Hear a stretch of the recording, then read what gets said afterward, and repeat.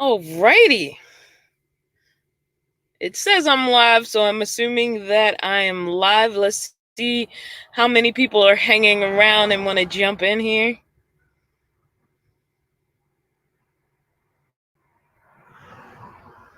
Do do do do do do do do. It is the holiday weekend, so maybe like nobody's around.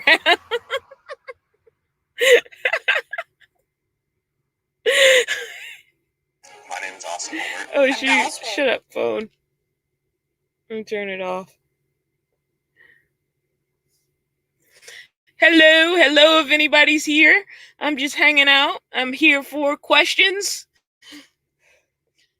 It's a holiday weekend, so most people probably are like with their actual family, so. Oh, so we got some people in the house. Hello, everybody. Where's everybody checking in from?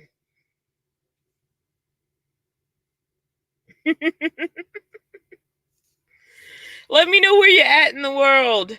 For all of my U.S. people, I hope you had a good 4th of July despite the COVID-19 situation. I'm working off of 2 devices right here. I have my phone in my hand and my tablet is online right now. So I'm just trying to see what the best way to track your messages is. Vanlife Rock says, Southern California, it's hot. I'm in like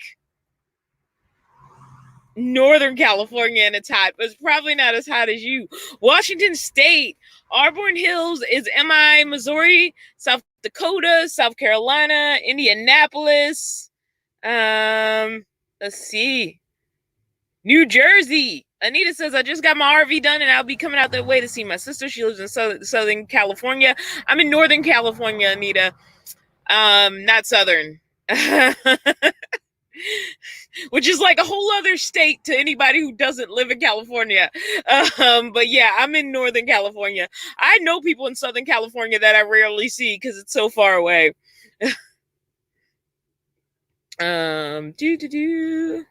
South Dakota. Let's see, Wisconsin, Ohio, Northern Carolina. Okay, so we finally got a question. So I got the question, what are some common problems you've had with your Sienna? General maintenance isn't what I consider problems. It's an old van. So like everything that's had to be done is expected at its age and mileage. I haven't had anything that's like unusual for age and mileage. You get an older van, something's probably going to come up. Some people get lucky and nothing ever comes up, but stuff comes up. That's all I want to say. Like I've had to replace the starter. I've had to replace the radiator fairly recently, but I had it almost 2 years before I even had to do that. Also the timing belt and the water pump, but again, I had it almost 2 years before that even became an issue. So like let's not call it 2 years. Let's call it like a year and a half. Like I had the van like a year and a half before any of that come up. I've had some weird freak accidents with tires. And that is just like that. There's no accounting for that. Like you roll over a nail or like somehow you rip something on the side of a tire. Those are just weird freak accidents. That's not really a Toyota problem. The biggest problem I have is with the Toyota Sienna model that I have. There is no storage. Again, the model that I have, which is the all-wheel drive 2005, and everything in that generation does not have storage for a spare tire, which is kind of annoying. So even if this original van came with run flat tires, but the problem is as soon as you replace those run flat tires with not run flat tires, you don't have run flat tires anymore. But because they came off of the, and I didn't notice till after I got the van, like it wasn't even something I thought about. And so like it does not have any sort of spare tire storage. Luckily it's always worked out. I've been able to like solve the problem either with a AAA tow or somebody helping me out But yeah, there's no spare tire storage in this particular model. I spent a long time on that question. Kathleen, got to watch fireworks display over Mount Rushmore from our campground. That is awesome. I didn't see any fireworks. I heard them, but honestly, I saw how crowded it was. I'm near a beach, and I saw how crowded it was at the beach. And sorry if I'm not focusing on the camera, guys. I have this weird setup going on right now, so forgive me. I heard fireworks, but I didn't really want to be around crowds, and it's not even a COVID-19 thing. I just didn't want to be around as many people as I knew were going to be out. You weren't supposed to be firing off fireworks, but ain't nobody listening to that. People did it anyway. Let me see. I'm just gonna glance through here. April Jackson asked me if I know people in Texas. No, I've never been like in Texas except for like 5 minutes on a plane layover. So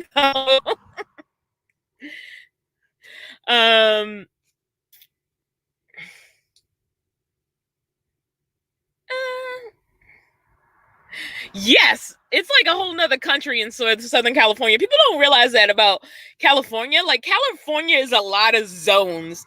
So it's not... sorry, I'm sweating a lot right now, guys. It's kind of hot. I have this fan right behind me that I could like turn on though. That's literally in the camera.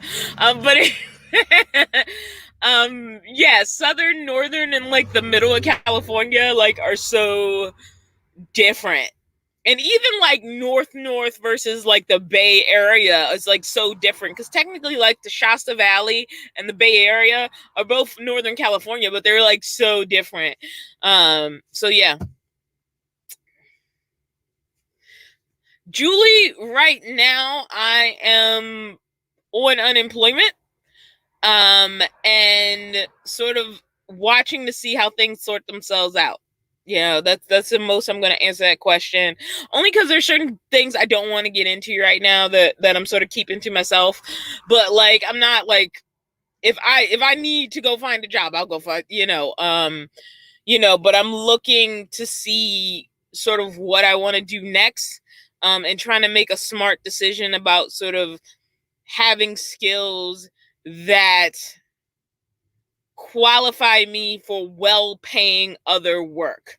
And well-paying being the important thing. I've been skimping by on like penny jobs for a long time. This past year, I've really got to get like hourly and contractual employment that paid decent, and I don't want to get derailed from that. But then it becomes like, what skills do I have? Like, I don't know how long COVID's going to be like impacting how we interact socially, and everything about theater is interacting socially. So theater's going to have a really hard time coming back. And so I'm asking myself, what can I do to really build me something that has a future? Doesn't mean I don't want to do theater in the future, but it's not something I want to be leaning back on, if that makes any sense. Somebody else said they're at the beach. Sorry, this thing jumps on me. Yolanda, you're not that late to the live stream.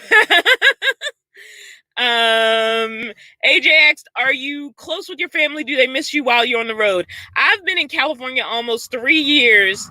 All of my family is still in Baltimore. So yeah, like I left the West Coast almost 3 years ago, and except for like occasional check-ins on Facebook, it's not like I have like family around the West Coast anyway. I'm sort of, I was isolated on the West Coast anyway. And even on the East Coast, like, honestly, like a lot of my cousins and stuff, they've grown up, they have their own families, they have their own kids. So there wasn't that sort of bridge had been crossed, and I wasn't married, I didn't have a partner, I didn't have kids. And so as people started to like have those things, they started to have sort of this familyness that was separate from me. So even before I left Baltimore, like that wasn't really a thing. And I'm not saying, oh, there aren't people who care about me. There are people who check in with me and want to know I'm doing okay. In fact, every once in a while I get the surprise like message and I realize, like an aunt or a cousin or something actually has seen a couple of my YouTube videos. Nobody follows them faithfully, which is really nice because then they know what's going on with me, and I realize people like still care and they check in with me. So I don't think anybody's missing me on a consistent basis, though. Unfortunately, I just don't have that kind of life where anybody like cares on a consistent basis. You gotta laugh through this stuff or you go cry. So yeah, so like I've been on the West Coast 3 years and I don't have any family out here anyway. When holidays come, I'm by myself, or I'm with a friend. I've been building family out of friendships for a very long time. How are the new glasses? I like them. I haven't even worn the purple ones. I've only worn these ones, and it's just because I put these on and they've been great, so I haven't really had motivation to like change them. I really look like I'm looking away from the camera because of the way this position, and I want to look at the camera, but it feels weird. Woo, these messages. Vanlife with Gina Payne. Thank you so much for the $1.99 super chat.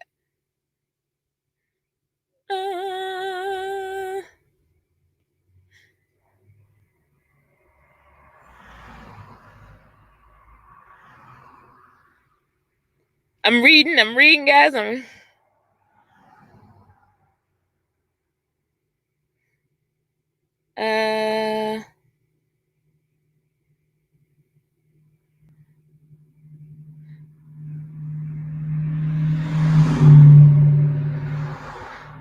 Kathleen Klein, I agree, but it's just like it just hasn't happened that I have a consistent relationship with anybody. So yeah. But as far as like the actual travel part of it, it's like I'm already far away. So even I've mostly been on the West Coast. It's not like I've been traveling the US anyway. Like my start in van life was I was homeless. I had to leave my situation and I had nowhere to go and I moved into a car. And then upon moving into that car, I was like, you know what? I thought about doing the nomad thing before. I was already in a position to be kind of at a starting gate for that anyway. I had thought about the nomad thing before. I bought me a Class C while I was still living on the East Coast. That situation did not work out. I also really didn't understand like what to do with an RV, where I could park it.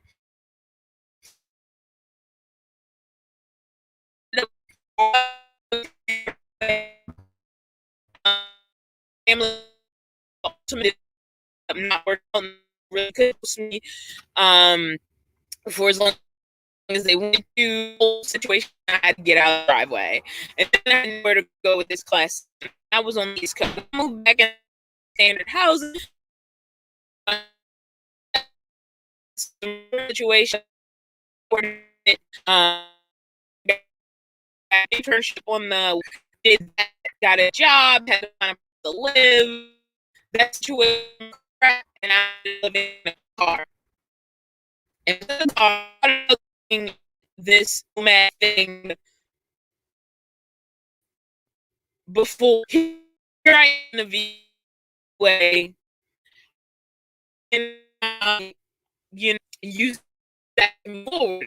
And so I transferred the car to the man, and I can give minimum payment. The only way I was in a van. But getting a van was not only easier than getting an apartment, like I was able to get a van with just having a job. Like there are places that will, it's not the best deal in the world. I've always said I probably overpaid for my minivan, but I could get a van and put a bed in it. I could not afford an apartment in the Bay Area. And there was no point in going back to the East Coast because there was nobody who could help me out on the East Coast anyway. So I just kind of like made it work and like moved forward from where I am. So I transitioned from the car to the van, and I've been in the van almost 2 years. And now I have like 3 out of 4 credit cards paid up. I actually have something you can call savings in the bank. And ultimately, I just made it work out for me. And like I said, I thought about doing the nomad thing anyway. I haven't really been able to travel as much as I want to, but now I'm sort of rounding a point where I actually have money put away so that I can be further away from work situations for a while, and I was getting in that place before COVID-19. And so since COVID-19, I've just been reassessing. The channel was doing better than I ever imagined.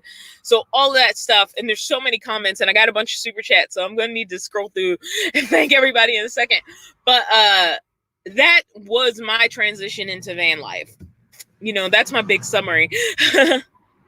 I want to scroll through for a second. Let me see if I can find all these. I might be able to do it faster on the phone.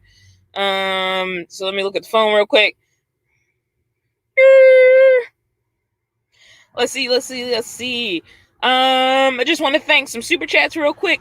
Simply Chanel, thank you for the $10 super chat.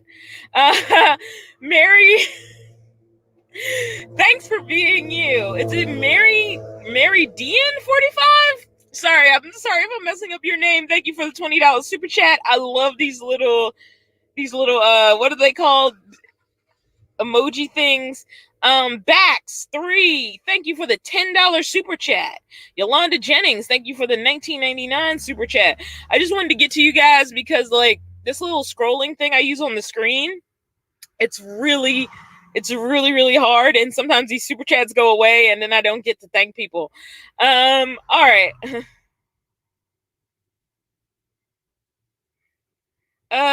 So let's all right. I'm like scrolling like a crazy person. This chat is so hard. You guys don't know how hard it is.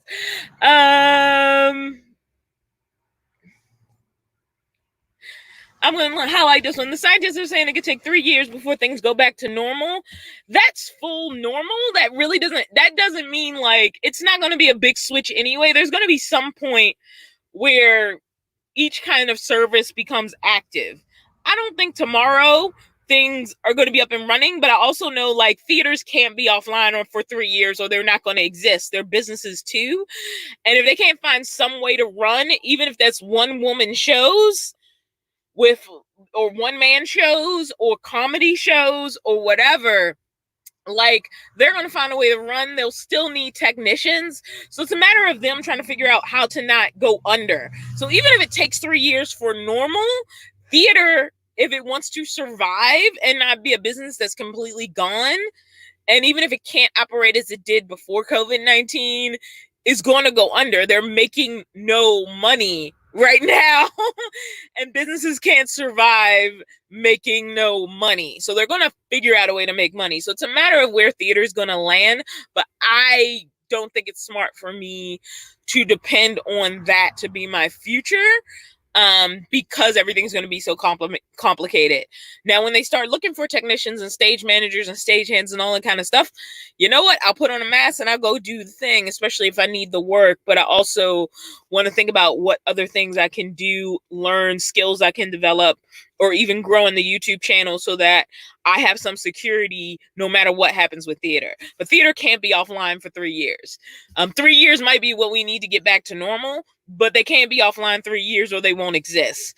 And so those businesses are actively trying to figure out, what they can do to stay online. And then it becomes, well, what kind of employees can they afford, not being able to take on full audiences or whatever kind of like restrictions they're going to have to do in order to function.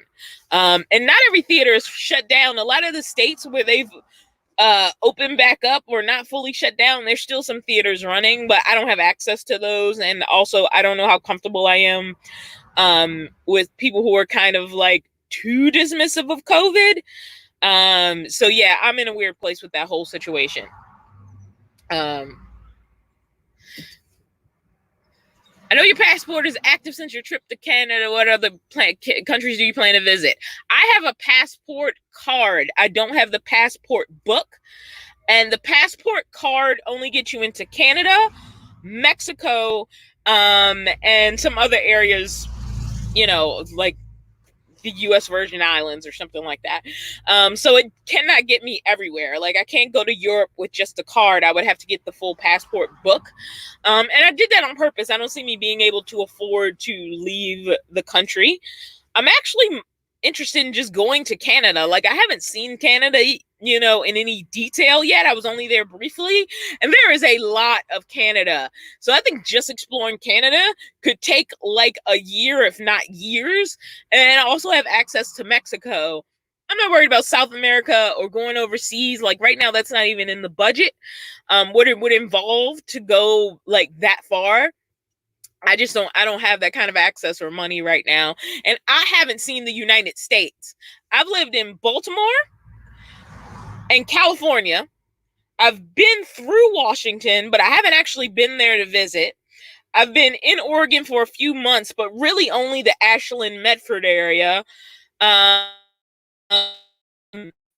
mean,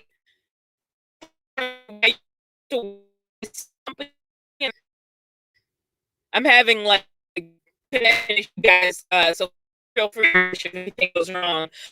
I lived in D.C. for a little bit. I lived in some of the counties out of Maryland. United States, I have not seen yet. So I have a lot of traveling to do here. I think about like I was 5 minutes maybe to change plane. I've seen some of the streets of the I live in. So like just getting to travel the US is a lot for me. There's a lot of places in the United States. There's a lot I haven't seen. Canada, which sits with like 18 years old. I've been up in Canada for so long. I don't know why. I've always been in Canada, so yeah, that's a lot of rambling. Like I got a lot to do in the United States that I haven't seen before I even think about going anywhere else. But it is nice to know I can go up to Canada and down to Mexico if I ever feel that urge. And I don't have a passport book, so I can't go like across, much further than what the passport card will get me. That was a lot of rambling, and there's probably like a billion comments. That's the problem. Whenever I answer anything, it just goes on so long.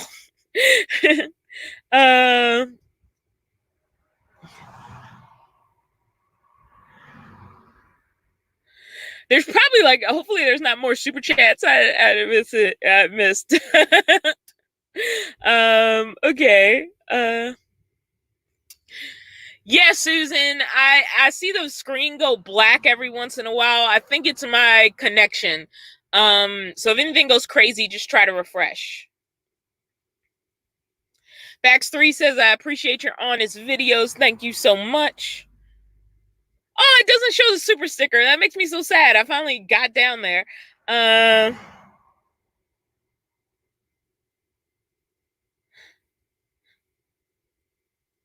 Yolanda, 1999 super chat. Thank you so much. Everybody, thank you so much. I always appreciate the super chats. Oh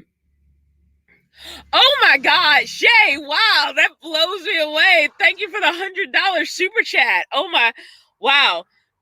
Thank you. Right now I'm letting this YouTube money trickle into my savings account, so that means a lot to me. Iconic night. Is there anything that wasn't clear? Let me know. I'll try to circle back to it. I am nowhere near my P.O. box, right? That's not true. I'm at least like 3 hours away from my P.O. box. I needed to get out of Berkeley. Like Berkeley was killing my soul. And I think the problem with Berkeley is it's where I became, for lack of a better term, homeless. And so like it's a place I feel like, yes, I have responsibilities. But I also feel kind of trapped when I'm there. It's a reminder of not being free because I had so many jobs connected to that area that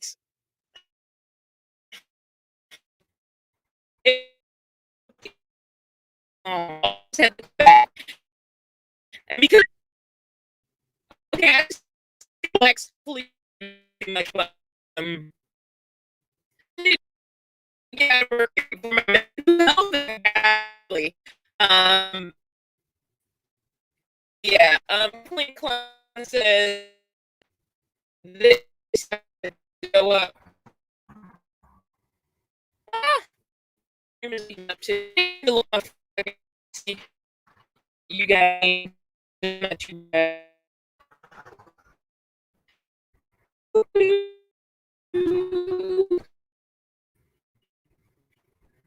right.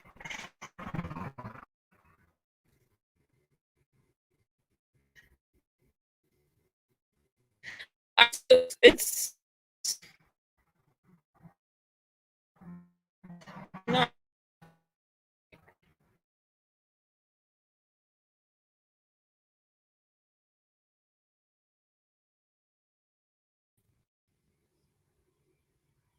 All right. Looks like it's doing the best we can. Sorry, guys, if anything gets lost. Doing my best. All right. Here we go.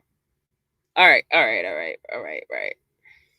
I have a so-so connection, so I'm going to do my best here. But I'm going to keep rolling here.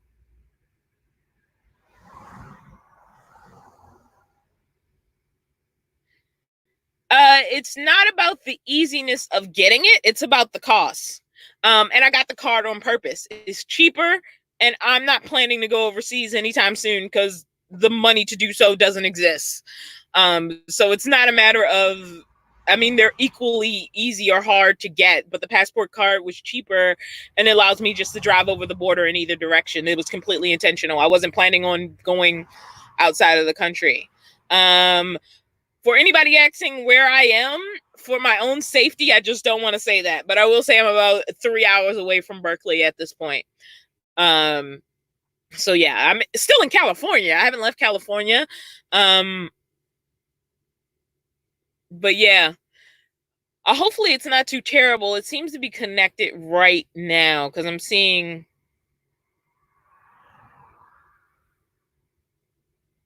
Yeah, exactly. Confirmed. I chose the card because it's cheaper. And I didn't plan on going anywhere that required the book, so I didn't see a point in getting the book.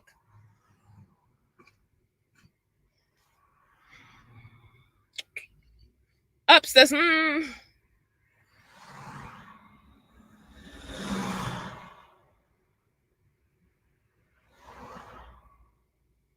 This is the one I wanted to highlight. Actually, it's working great. There's literally been times where I had no signal in the car, clicked on the Wi-Fi booster, and I got a signal. It's doing exactly what it can do for what it is. So yeah, there's times I wouldn't have signal in the car and I wouldn't be able to stream anything, and I turn it on and I'm able to stream. It's not a magic wand. It's doing as much as it can do, especially considering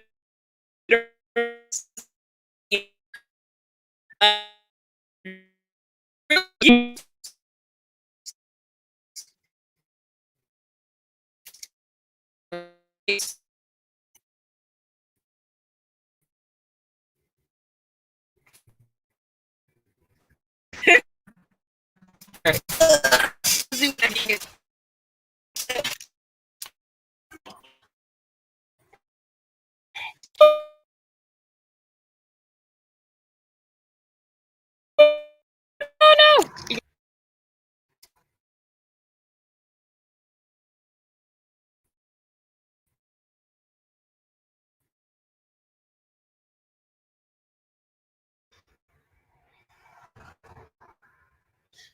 All right. Hopefully you guys can see me because I wanted to continue to talk about the Wi-Fi booster. Let me see.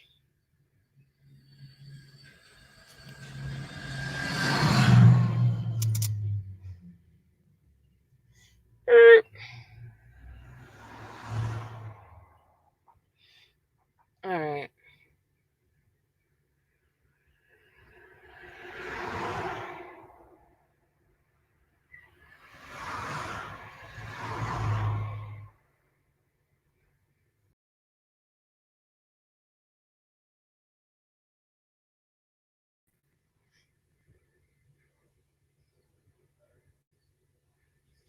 Let me see. Okay. And I think this is some device issues as well as it's the limitations of the signal problem. But the Wi-Fi booster is doing the exact thing it's supposed to do. Like I said, I've had no signal, clicked it on, and gotten a signal. In some situations, not every situation. To really get like...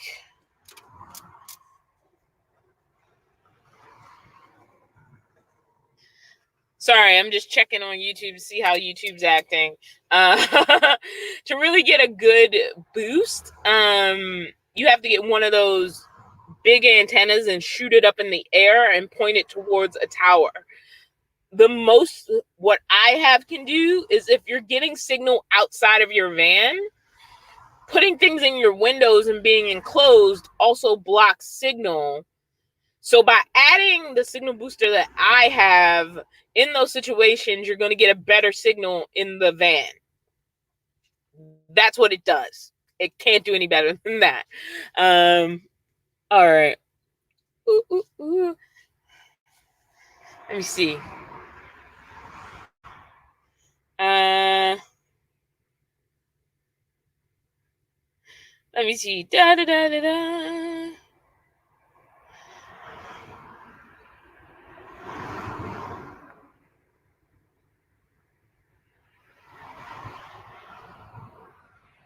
I'm just reading through. Hopefully my signal's a little better at this point.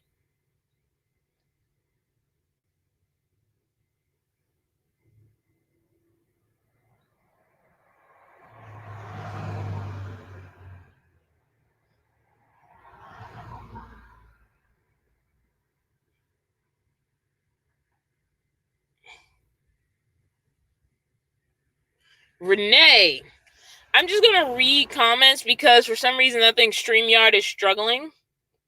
And it might be a device thing. It might be a connection thing. Who knows? There's a million things that could be wrong. So Renee says, I'm in Michigan and I have an enhanced driver's license that lets me into Canada when the borders are open. Just have to drive across, not fly. That sounds awesome, Renee. Nancy McIntyre, how long is it good for? My passport is good for 10 years. I think they're good for the same amount of time. I don't know. Like I said, I get it's not really a big deal to me. Like I made an intentional choice. Brad Weir says card works like a charm for me driving into Canada. Have not tried Mexico. Same as Brad. Like my goal was like to be able to drive over the border, and the card does that. Susan CA asked me, why don't I feel safe? I just think it's smart not to tell people exactly where I am. Sometimes I'll give a general area. Like I said, I'm still in California. I'm like 3 hours outside of Berkeley right now. And that's as close as I want to get. I mean, I'm a solo person. I don't know how many people have access to this live stream and who is well-intentioned and who is not. So to a certain extent, yeah, I do protect myself that way. Brad Weir has confirmed the passport card is good for 10 years too. I thought it was the same amount of time. It's really just not. The only difference between the book and the card is the book can get you overseas and more places, and the book costs more. Everything else is equal. I chose the card on purpose. There was no point in investing in the book. You can upgrade to it, but it's still like, if I'm at a point where I can afford to go overseas and I'm really considering it, whoop-de-doo, I'll upgrade to the book. You can have the book and the card, by the way, and some people like to have both because honestly, the card, it's a card. It's just like your credit card and everything else. You can throw it in a wallet, and it's also a universal ID. Like, it's a universal government-approved ID that will work in any situations. A lot of times, instead of like giving like my driver's license and my social security card, I just give them the passport card, and it fits in my wallet, so it's not as annoying. Like one time I didn't have ID a long time ago, and I had the passport book, and like I was going to a club with my friends, and this was like back on the East Coast, and I don't even drink, so it's really funny. Like I had to take out this whole passport book for them to like let me into this club, because like they serve alcohol and they want to make sure you're over 21, and I wasn't even there to drink alcohol, so that was kind of, you know, a lot. But the card is really easy to carry around. It's a universal ID across the entire United States. You can use that in lieu of a combination of your social security card and driver's license, which is nice in some situations, especially when I've gotten hired for a new job, which happens frequently with me because of the contract situation. And instead of having to do both, unless they specifically need to verify that you can drive in the state, you can just give them the one, you know. And it seems like this new position is buffering less. So maybe it was the old position. So yeah, I'm feeling better about this. Why you do this to me, YouTube? There we go. Yeah, it seems like it's going way better now.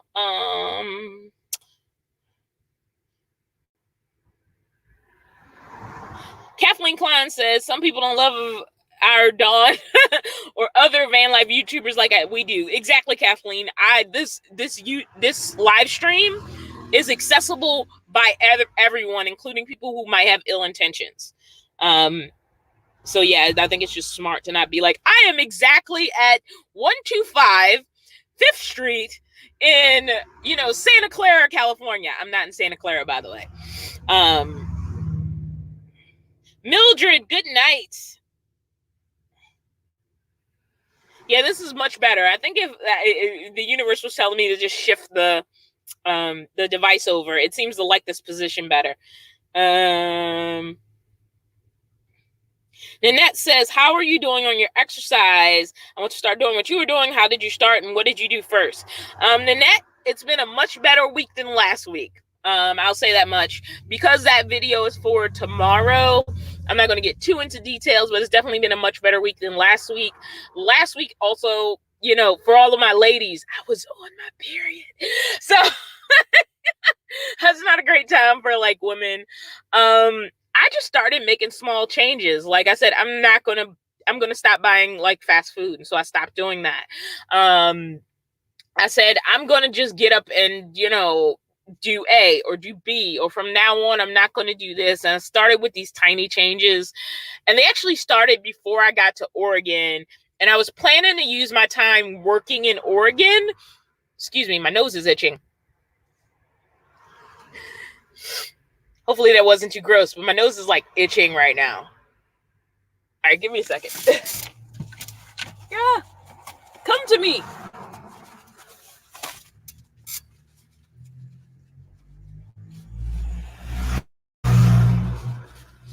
All right, I'm back, friends. What was I saying? I'm feeling overall better. Like I said, I just needed to get out of Berkeley. Like I was just having the Berkeley blues. It's just too familiar, and it's a place I felt so trapped. Even after getting into the van, because so much of my work was tied to Berkeley, Oakland, and San Francisco, I just felt really trapped there. And so it was nice to not feel so trapped.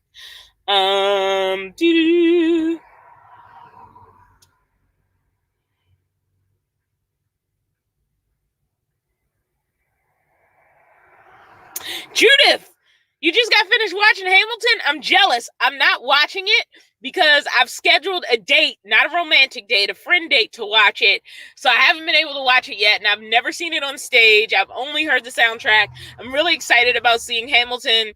I was supposed to watch it on the 3rd with this person, and it didn't work out, so we've rescheduled, so I won't get to watch it until like next week. I'm so excited about seeing Hamilton though on Disney Plus.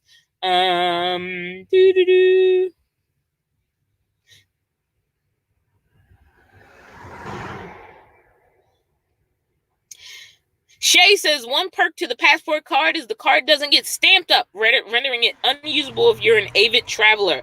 Passport pages can be rendered unusable due to pages being covered by visa sheets. Urgh. There you go. And that's why some people do have both, because they'll reserve the passport book. Now, mind you, that's a lot of money to put out if you don't want to put out that much money, but they'll reserve the passport book for when they're doing like really big international travel. And if they're just hopping over the like border to Mexico or Canada, they'll just use the card. So some people do have both. So yeah, before my uses, I just didn't see any point in getting anything more than a card. Monica, thank you for checking in.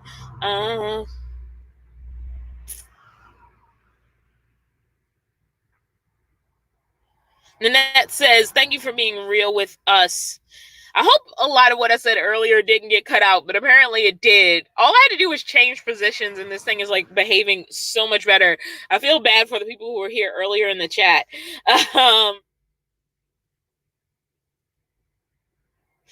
Tiara, thank you so much for telling me how much I am appreciated. That's so sweet. Terry Newell says it's a really good idea to keep your exact place secret. I've had several stalkers over the years. I live in Wisconsin and was in Orlando, and one showed up. Oh my God, Terry. Renee says, you're going to love Hamilton. I just saw it yesterday and I got chills. It was so good. So funny thing about Hamilton, I remember when everybody was getting excited about Hamilton. I was like, what the heck is Hamilton? And they're like, oh, it's like the story of Alexander Hamilton, but like they rap the story. And I was like, well, that sounds dumb. All you 90s kids, please tell me you remember all those cheesy like little rap cartoons and stuff they would have out just to like teach you about things like the Constitution and how a bill becomes a law. Sometimes it was rap. Sometimes it was just very, very like we're trying to be modern and cool while teaching kids things. And they were always corny. So that's what I thought Hamilton was going to be. And Hamilton had maybe been out for like, I don't know, like a year. It had been out for a while. Like there was this big Hamilton craze. And I was like, why is everybody into this dumb crap? Whatever. And then a friend of mine played the soundtrack, which is just all the music from the show, in the car. And I was like blown away about how good it was, because it used the essence of like rap and R&B, which isn't as common in musicals, but the way the beats played out, the way the story played out, how it was ingrained into the story was just brilliant, because it matched all the beats of a musical. It was just using music that hasn't traditionally been used in musicals, and that's what blew me away about it. Like I was like, oh my gosh, this is so good, so good. Brad Weir says Schoolhouse Rock was not 90s. Whenever Schoolhouse Rock was around. I know I remember seeing it growing up. I was a kid in the 80s and a teenager in the 90s. So maybe it was the 80s. I don't know. But I remember just a lot of like things where they were trying to teach kids. And so they would use like rap to try to sound cool. And it wasn't always Schoolhouse Rock. It was like, if you ever seen the new Mickey Mouse Club, which is not new, because this was like Disney Channel in like, it was when like Britney Spears and like Justin Timberlake and all of them were on like the Mickey Mouse Club. And so they changed the Mickey Mouse song from like let me see. Now it's time to say goodbye to all our company. MIC. See you real soon. Thank you, Loud Thing. LMY. And that was the old traditional song. And then when they did the new Mickey Mouse Club, which isn't new, because again, this was when like Britney and Justin and all of them were like little kids on the Mickey Mouse Club. They did a little rap thing, and it was like, now it's time to see you later. Never gonna fake you though. We're gonna leave you with the flavor. Nothing but friends on the club scene. Through the years, double MC's giving up. Cheers. We're gonna make you move. The beat is so smooth, so keep it up and keep it in the groove. To the music, move to the style. The house is packed. Yo, the club is going wild. Club's got it going on. Funky style. MMC's got it. And they were MMC for Mickey Mouse Club. So I just remember when people used to do that all the time. So it's like, we're going to take something that was kind of corny and we're going to update it to rap. And that's going to make it like cool for the kids. And that's what I remember with a lot of things. So it wasn't just like Schoolhouse Rock was definitely the roots of it, but there was definitely other things that sort of piggybacked on that. MMC being one of them. Ashamed to admit, I used to watch the new Mickey Mouse Club. It's one of the reasons I'm a Britney Spears fan. I was like, oh, it's Britney Spears from like the Mickey Mouse Club I used to watch on Disney Channel. I'm a dork, y'all. Like I'm such a dork. Anyway, I got way off topic. That Schoolhouse Rock thing just took me off topic. FDM says my friends are obsessed with Hamilton.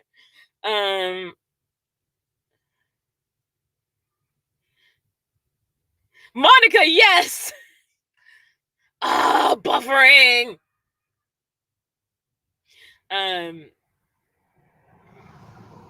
Who is it?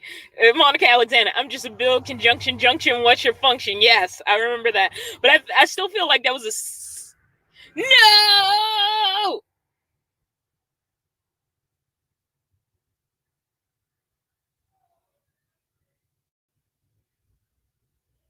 connection.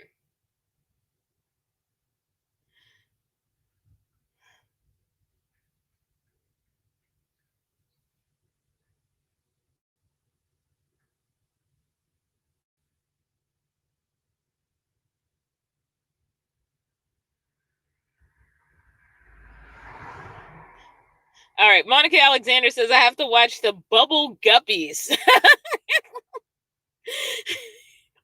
My grannies has me singing it. The bass is dope. Have you seen the Obama White House preview of Hamilton? Pretty funny knowing what we know now. I think I saw a clip of that.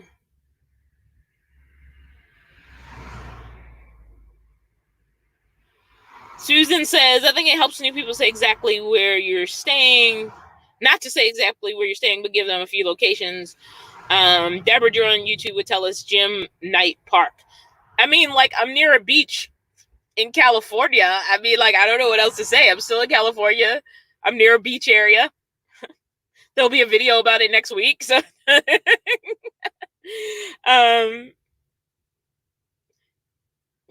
Kathleen, you want to adopt me? Okay. Shay says, whenever culture is appropriated to mainstream things, it's suicide. A lot of times it is. Like, you know, it just becomes pop culture. Like, I feel like, especially hip hop, like when hip hop first started, it was very much like the music of rebels. And now it's like, it's very pop culture. Like hip hop and rap is very pop culture now. It's not so much like this rebellious sort of music that it used to be. But you can say that about a lot of things. You can say it about rock to some degree. If you look into like the roots of like a lot of music, it kind of starts out like that. You can say that about punk to some extent. And then you get the people who only like the indie people in that genre and don't like anybody who becomes like, there's that pop cross where things start to change. And then it's like sometimes some good stuff comes out, but you know, yeah.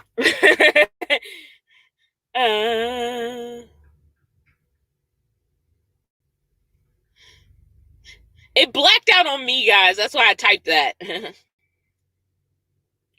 What? NVRV? You auditioned for Mickey Mouse Club? I'm so jealous. Like I said, I watched the darn show. So, like, I definitely watched Mickey Mouse Club.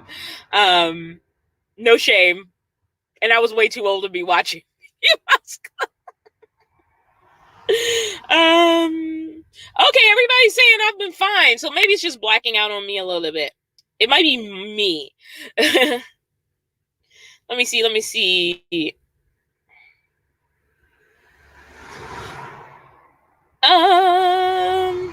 Quick ice car reviews asked me how I'm doing. I'm doing pretty good.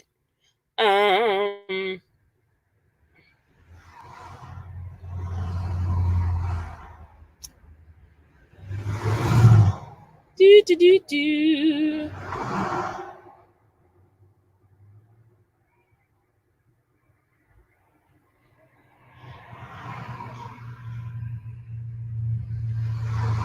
So you got any more questions for me? I think I've captured most of the questions. Any more general questions? As long as it's not what address are you at right now?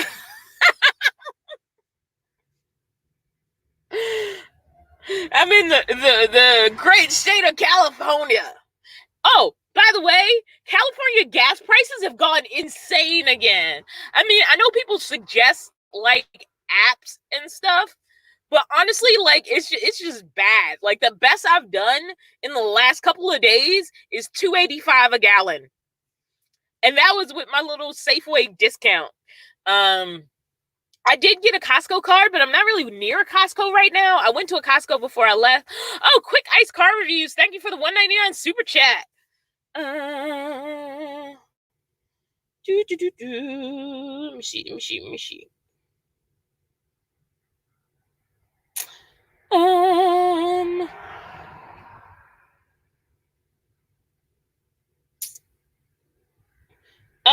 Liz Carter, there is always an email address in my description box, but sometimes I get really backed up on emails. I'm not gonna lie.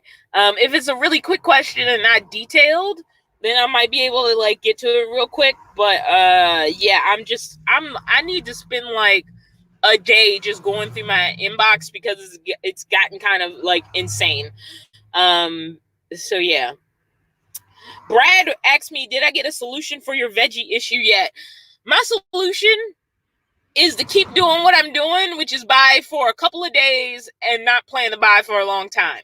The problem is, like, I'm one person, so, like, I just don't go through things fast. Like, I'm not eating them that fast. So, like, I just don't buy more than I can eat in 2 to 3 days. And then if I have to do, you know, other stuff I have in the van that is sort of preserved a little bit longer, rather that's canned or whatever, then that's what I'm going to do. So basically that's just what I'm doing. I'm just buying in small enough amounts that I can pretty much eat it within a couple of days and I don't even worry about having stuff for a week. Renee,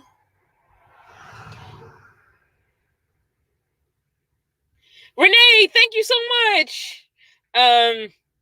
Julie asked me, have you ever started watching any new YouTube channels? Yes, but not Vanlife channels. I've really, it's a weird thing that happens, and a lot of people I've talked to who do Vanlife and YouTube, sort of go through the same thing. Like, there's a couple of people I really like who I watch, you know, whenever they put a video out, and some of them aren't even in Vanlife anymore, and I just still like them as a person, so I still watch them.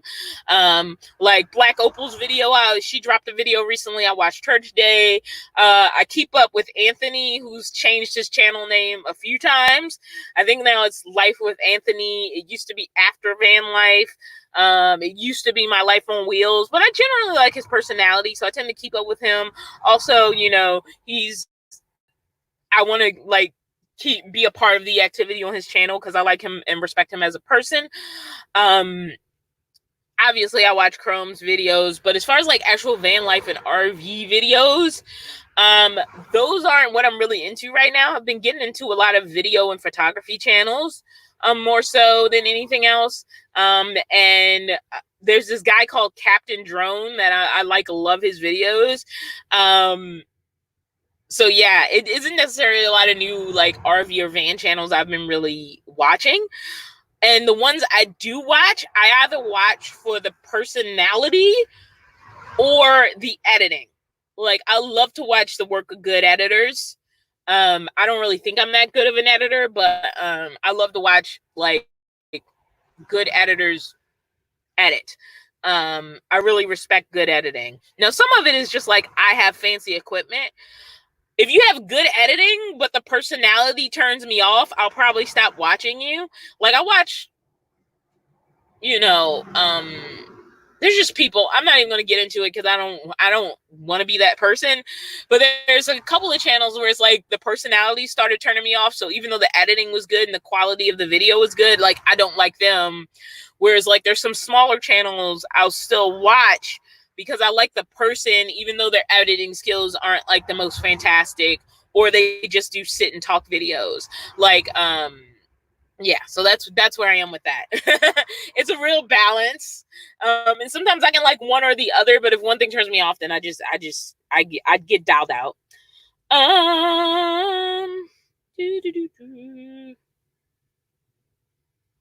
Nanette says, what do you do when it rains for days? You act like I can't get out of the van in the rain. Actually, walking in the rain is nice. Like, depending on the quality of the rain and the quality of the temperature, I don't feel the need to like hide in the van because it's raining. It depends on the situation. It depends on the location. If I'm just on the side of a city street and I want to go for a walk, I'll go for a walk. Like, there's a video I did in Oregon where it rained and the only place I could exercise was outside. So I put up my canopy and I went outside and I exercised. So I don't consider rain like the end of life. I haven't been in a situation where there's snow, so I wonder how much that would affect me if I was in that situation. Not a blizzard, but if there's like snow on the ground, there's a possibility of walking on ice, like that kind of stuff. I wonder how much that would affect me if I were in that situation. But rain it's just water falling from the sky. I don't really stress too much about it. Shay says gas is $1.83 here in South Carolina. God dang it. Thanks a lot. Yeah, everything's over. That's not true. I feel lucky if I buy $2.75 a gallon. I'm like, oh my gosh, I struck gold. If I hit like $2.40 or $2.50 a gallon, I'm like, wonderful. Oh my gosh, it's the best day ever. So yeah, like anything under $2, I'm like, dang it, I'm jealous.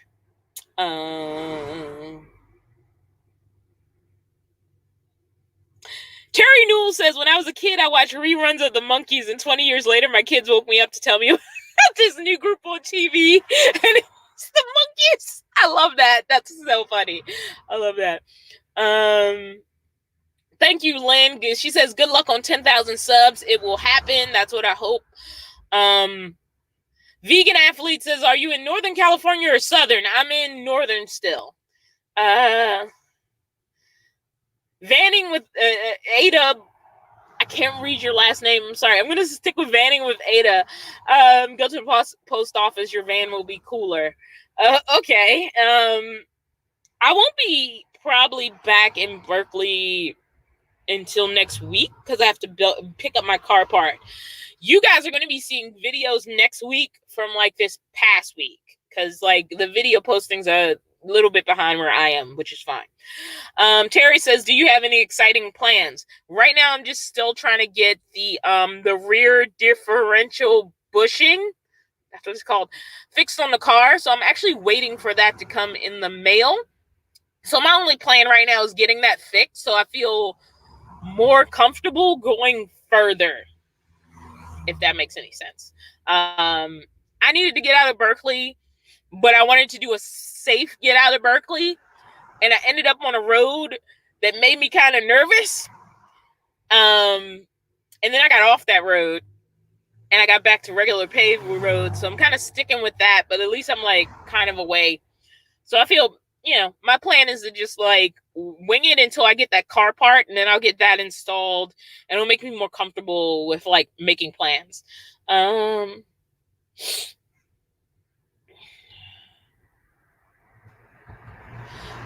Liz Carter, who runs an Etsy shop, says, in your opinion, do you think McDonald's Wi-Fi from the parking lot will allow me to print from the car? Maybe. The thing about any place with public Wi-Fi is not all Wi-Fi is created equal just because of the business. And sometimes it's easier to get signal in the business than it is to get it in your car from the parking lot. Now, not McDonald's specifically, but I had this Whole Foods I used to go to when I was trying to like just sap Wi-Fi off of a public channel. And I got no signal in the parking lot. I got a great signal parked around the side of the building. The truth is, it doesn't matter what business it is. It's an experiment. Like, it's a constant experiment. You can go to a McDonald's in Wyoming and have like great Wi-Fi, and go to a McDonald's in Berkeley and have horrible Wi-Fi. And it's not because of McDonald's Wi-Fi. It might be because of time of day, number of users, quality of the connection. Like, just going by the business, it's really hard to say because there are so many things that affect it. So yeah, you just got to gamble with it. It's a little bit ahead of where I am right now, but I see somebody suggesting the library. The library is usually great. Libraries are usually a great place to get Wi-Fi. But again, there are no guarantees. You're using public Wi-Fi. Congestion will change your speed. Location will change your speed. All those things are going to change your speed and quality of connection. Being in, the quality of signal in the parking lot is going to vary from location to location. It's not so much about the business itself. It depends on what sort of Wi-Fi the business itself is running. There's a lot of factors. I would say if you can, like, hotspot maybe look into that, especially if you're trying to work from the road and depend on a Wi-Fi connection.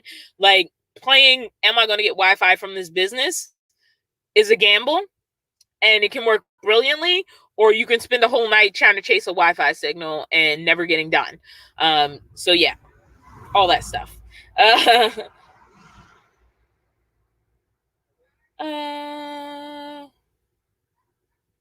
me see.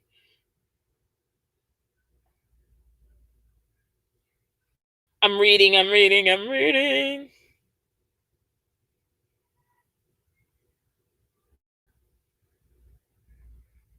Kathleen says she printed from McDonald's Wi-Fi when I drove to OTR semi. I don't know what semi means, but okay. I already talked about the libraries have good Wi-Fi. So yeah. Kathleen says you can use printers at libraries too, cost a few cents per page. Yeah, I don't know if you have special printing needs, but you can also, it really isn't that expensive to use Office Depot. I honestly use Office Depot every time I have to print something, because it's not that expensive and it's easier than trying to run my own printer, to be honest. Like, owning my own printer, getting the toner. I actually tried that for a while and it completely failed. It's been much cheaper on the rare occasions when I need to print that I do it at Office Depot. But if you're trying to run an Etsy store, like, I'm not sure what the print needs are for that. But libraries, yeah, if you can also print at libraries, so that's always something to look at. Libraries and Wi-Fi, that is a great tip. The thing is, and I've noticed this, depending on where you are in the country, not every library has a parking lot. Sometimes they're just on a city street and you have to find city parking. And that city parking, you might look up a library and go there, and then it doesn't have a parking lot. And then you have to park on the street. You may be way far from that library. So the only way you can actually use the Wi-Fi is to go in the building. So that's the tricky thing about, honestly, a lot of businesses, because, like, businesses aren't guaranteed to have a parking lot. So you need to not only verify what business you are going to, but if you're going to try for parking lot Wi-Fi, you need to verify there's a parking lot, because not every business has a parking lot. Sometimes they're just on the street, and sometimes where you have to park is way far from that business. So that's another thing you need to confirm before you head out to try to do parking lot Wi-Fi.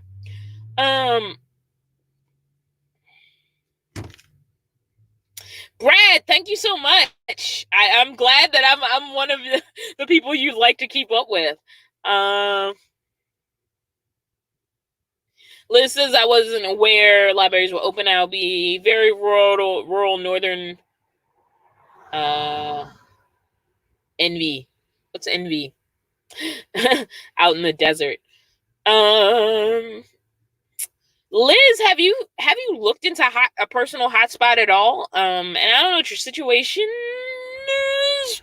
But even if you have your own personal hotspot, the most you have to do is at least get to a good signal. But at least you aren't depending on a business. You're creating your own signal. You just need the towers to get the signal. because rather you're hotspotting from your phone or hotspotting from like a MiFi device or an independent device, it's your connection, you're paying for it. And if you are really dependent on Wi-Fi, like if it's really important to your business, a hotspot investment may be a worthwhile business investment. Because gambling on public Wi-Fi could literally leave you chasing businesses all day, and it could leave you with a lot of like failure. Because I know when I used to just try to chase public Wi-Fi, there were so many variables, and there were a lot of times where I just wasn't successful and I gave up. It's another reason why a lot of my early videos were really scattered, because there were times I spent all day just trying to figure out how to upload a video to YouTube, and nothing was working and nothing was fast enough. And like there were certain things, like to get what I needed to get done in the day, I wasn't going to have access to Wi-Fi.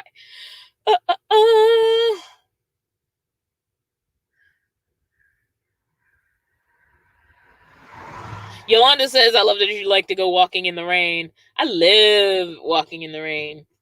I made sure I bought a rain jacket, because I used to just have like the cloth hoodies. And the problem with the cloth hoodies is obviously once they get wet, they're just holding water. So I had to specifically get a jacket that wouldn't leave me like walking around soaking wet if I was out in the rain. Susan said, where do I go to the bathroom?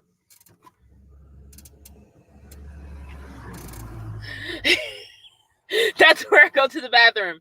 Then you transfer it into a container and you dump it in a proper place for letting go of urine. If I need to poop, it goes into a bag, and then that bag goes in the garbage at the first available opportunity. And for anybody who criticizes that and has dogs and picks up their poop and puts it in trash cans, I don't want to hear nothing.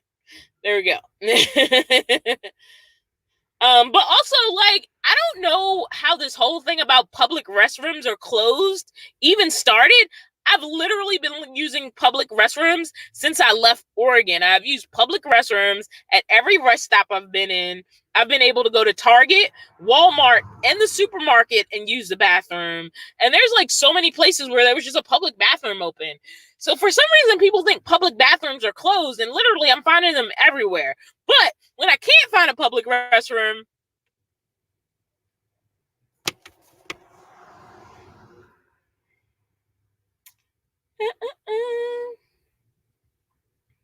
April says, how do you cope with being alone most of the time?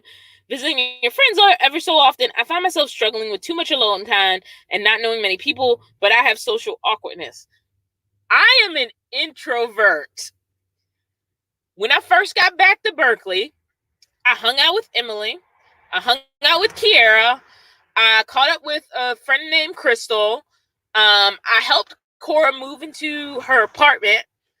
And then I saw Emily again. There was I can't remember the order of events, but that was too much for me. I needed like a 2-week break from people just to re-energize. And it wasn't that I didn't enjoy my time with them, but when people, I don't mind, like I went to the beach today. There was tons of people, but none of them wanted or needed anything from me. They didn't need me to socialize. They didn't need me to be a part of their group. They didn't need me with engaging conversation. And I love that. That is the greatest time for me to be in public, when like nobody is demanding anything from me. That is a really good time for me. And also, like, I can be in my van and entertain myself. And so the thing is, I don't really have that loneliness. Now, every once in a while, I need people. And that's when I'll jump into a Skype call. I don't use Skype. I don't use FaceTime either, because I don't have an iPhone. But like, I'll jump into some type of video call with a friend. I'll see if somebody wants to talk on the phone. But mostly, like, I just don't need people that much. And in fact, when I have a lot of social activity, I need a break from it. So I don't really experience like meeting people. I even joked like if I met a woman, she'd need to have her own van because I would need my time. And this van is too small for two people. This is a one-person van. And I would love like being somewhere and we interact and we go on a hike together or we do something like that.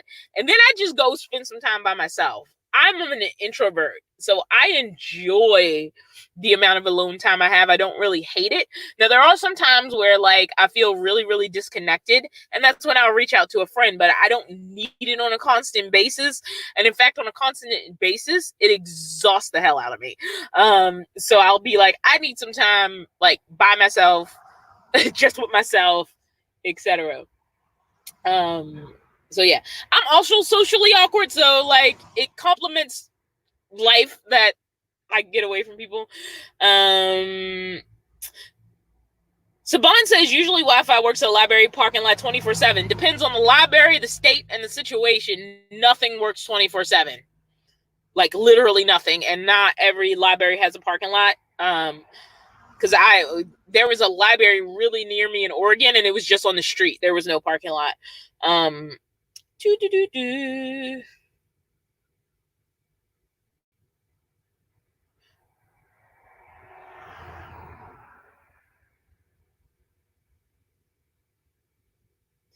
Kathleen says, yes, get that bushing replaced before you hit the road. I'm waiting for it to come in the mail. The mechanic is, we talked. He looked at the van. He's a private mechanic. He did my timing belt and my water pump. In fact, a subscriber sort of hooked us up. So I completely trust him. He did a really good job the last time he worked on my car. He spotted something that the shop hadn't even spotted, that I paid them to do an inspection on my car and they didn't see it, and he spotted it right away. And sure enough, exactly what he warned me about was an issue. So I really trust this guy. He advised me to try to find the part, and it's relatively cheap, and he definitely can do the work. And he's not going to charge me an arm and a leg for it, so that's great. But I have to wait for the part to come, and the holiday weekend is not helping with it getting here.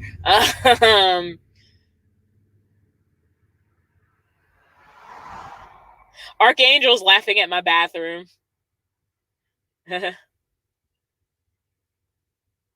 Archangel says they boarded up the public bathrooms around me at some of the parks. I'm just shocked because California is being really strict about this COVID-19 thing. And I thought once I entered California, I wasn't going to be able to find a public bathroom. I've literally been in bathrooms everywhere, including public parks and the beach. So yeah, like I have bathrooms all over the place.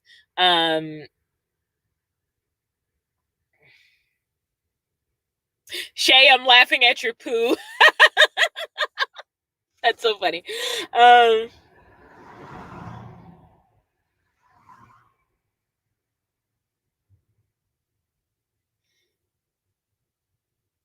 Liz, thank you for the $5 super chat. She says, thank you so much. I literally need Wi-Fi for 3 days while driving to Final Destination. Yes, I have phone hotspot on my smartphone. There you go.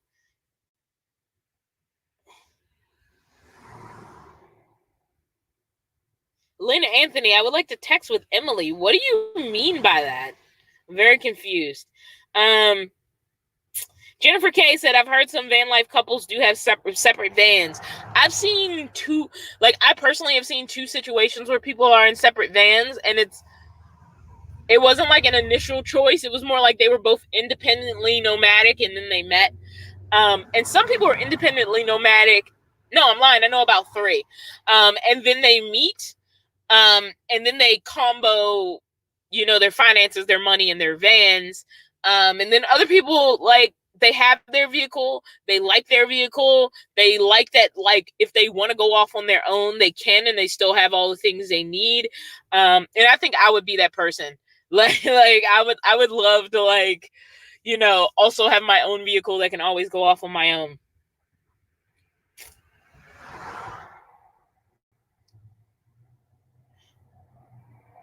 Karen says, I spend 90% of my time alone. I'm never lonely. A little bit of socializing goes a long way for me. We are alike, Karen. That's how it is for me. Like, if I get a little bit of socializing in, I'm probably good for like 3 weeks. And honestly, Emily is the exact same way. And that's why we're friends. Because some people are like, you haven't texted me in like 3 days. Like, are we still like friends? And I'm like, yeah, but I've just been like doing stuff that occupied my time. And so like, I'm just not a person to text every day. And a lot of people just adjust to that being about that's something about me.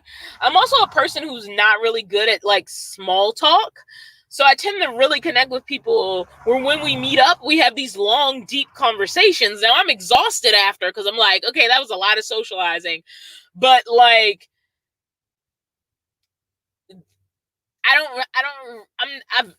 I used to like think something was wrong with me because I wasn't really good at the like, hey, what's up? What you doing? Type of texting. And I'm not saying I'm this intellectual who never has simplistic conversations. I'm sure I do, but it's just not me. And I've learned to accept that about myself. And as friends who are long lasting, either get that's just how I am, or we just fall out of beat with each other. And that's okay. Like some people are in your life, for a lifetime. Some people are in it for a season. And one of the reasons I'm like such good friends with Emily is because like neither one of us holds it against the other if we don't hear from each other for like 3 weeks. And it might be a, hey, I'm just checking to see if you're okay type thing. But if we don't have anything to talk about, we don't feel like we need to create conversation about the small things, which can be bad because sometimes we think we told each other stuff that we didn't tell each other because we thought it was a small thing. And she's not the only one. I have a really good friend back in Baltimore where we're the same way. Like if I forget to like message her for like 2 months and then I like, you know what? I just want to reach out and check in and see how you are. Like that's okay and it works. And I'm that person. I don't need a lot to function, happily in a friendship. As far as like constant communication. I'm okay with a little bit. Mildred said, would you be willing to help a person build out a van? I don't know why anybody would want me to build out a van. Like, have you seen my van?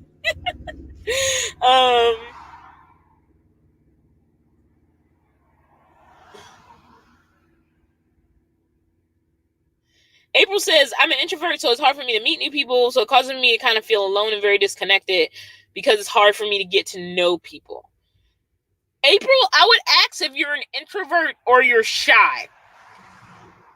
You can be shy and socially awkward, both of which I'm guilty of, and not necessarily be an introvert. And in fact, the struggle is you want to be around people, but you're not good at it. And people tend to label that extrovert when people are like shy or like socially awkward sometimes, and it's not true. They're an extrovert. They're just not really, good at the whole connecting with people. Now, on the other level, you might be an introvert, but for me, and believe me, I've struggled with this myself because I do want to know that I have people that I'm making friends. Looking for activities I like helps a lot. So let's say you like to hike.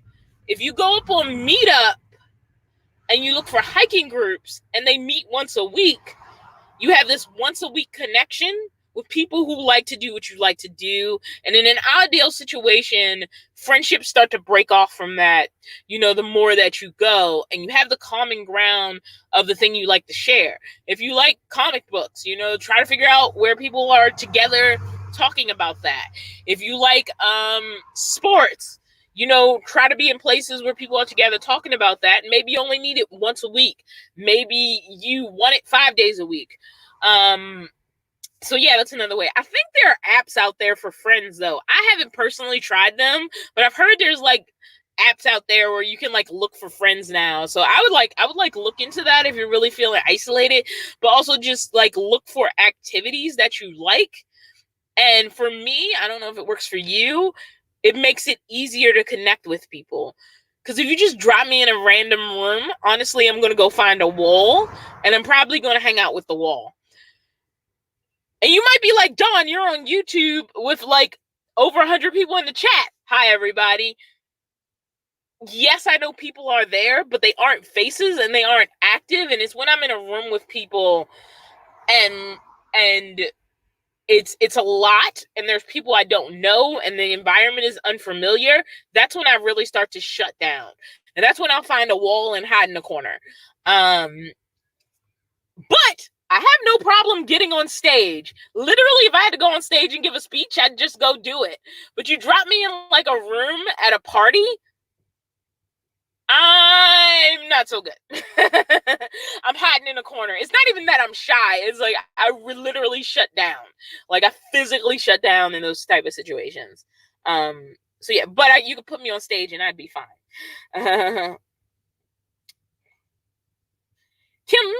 Kim said, do you go to theme parks? If I could afford it, I would. I don't right now because I'm poor. And I need to save all my money for like bills and eating and gas.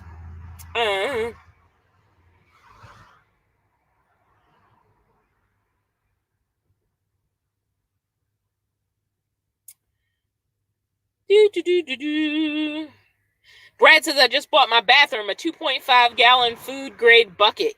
Not sure I was why I was compelled to get food grade. I love it, Brad. I'm sure it's the most excellent bathroom.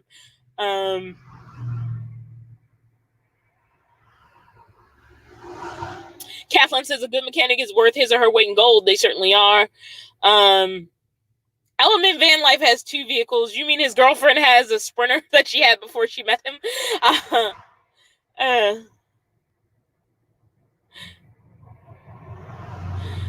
Liz says, Liz, I'm the same way. I'm not even going to read that out loud. Sometimes I'm not fast enough, so that bucket needs to be available when I need to go right away.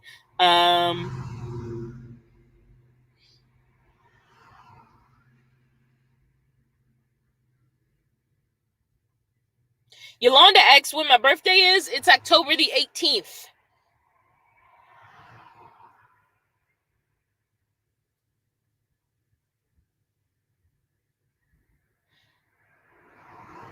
Liz says, girl, please, I'd love to have your help with the solar setup.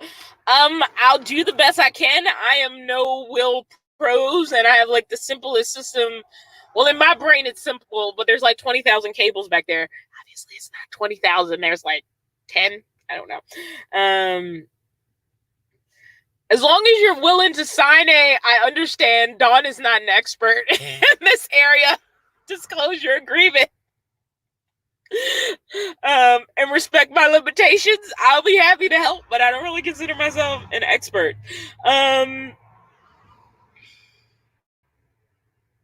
Whoop.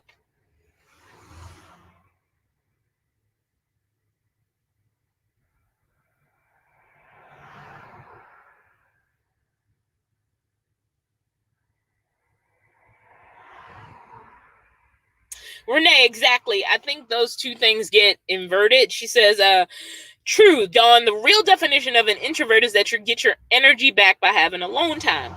Extroverts get energy from being with others. And I think people who, like, you can have social anxiety and be an extrovert.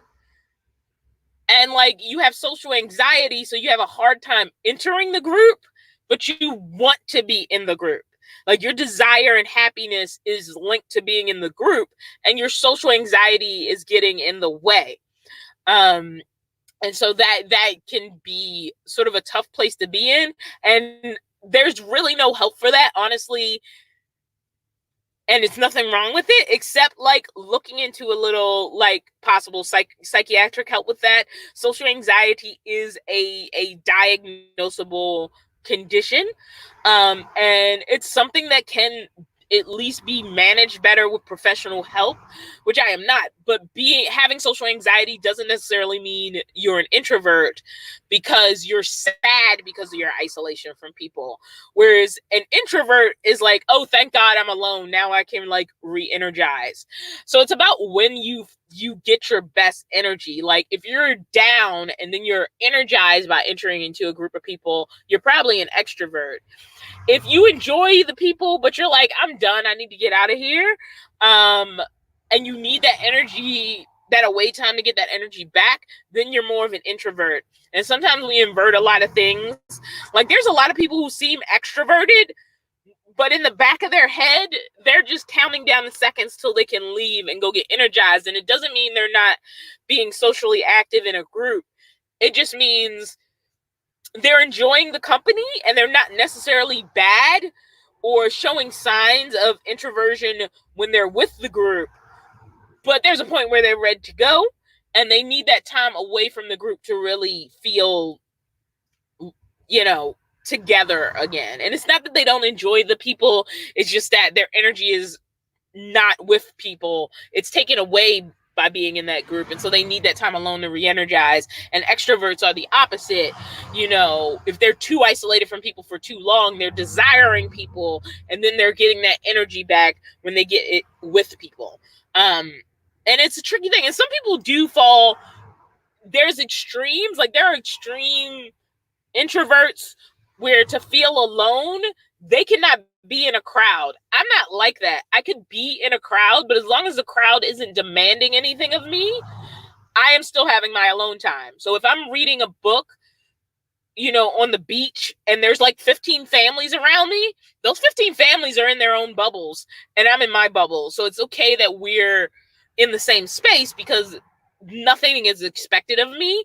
Whereas if I walk into like a work party or like a group event, now I feel like I need to engage, and that feels like an invasion of my bubble. And so that is a little bit harder for me to negotiate. That was a lot of talking. This chat's been going for like almost an hour and a half. Make sure everybody clicked out, give it a like, do the thing.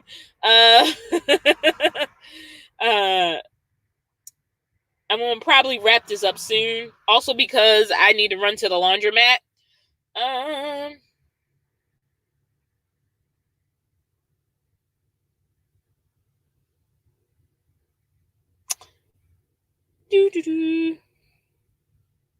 Shay says, who remembers the cuddling app trend? What the heck is the cuddling app trend?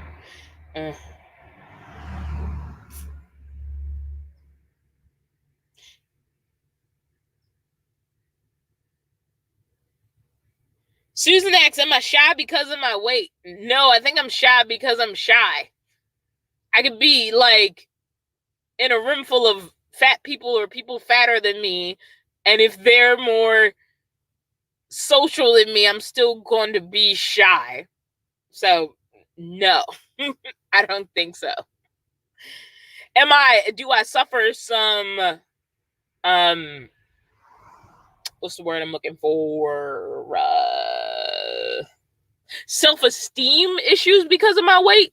Yes. But that's a completely different thing. Because even when I know people like me, I'm still fighting with that. But it doesn't like necessarily make me shy. And I don't know, like how shy am I? I think there's this sliding scale thing where when I'm in groups, it's bigger than me being shy. I think there is some level of actual anxiety there. And I think it comes more from always having been the weird kid. So there's actual anxiety about those interactions, and it's not necessarily about the self-esteem issue. I do have self-esteem issues linked to weight, definitely, but that has nothing to do with what happens to me at parties because, like, if I'm at a theater event, it's for work. My weight has nothing to do with it. And I will still experience that around people I know I have stuff in common with. And people I know like me. And people I know, like people I've had positive one-on-one interactions with. You throw them all together in a room, I start having anxiety. Whereas, like, if I walked up in the room and it was just them and there was a purpose to the interaction, like, we might just talk for like 20 minutes. So, no, not really.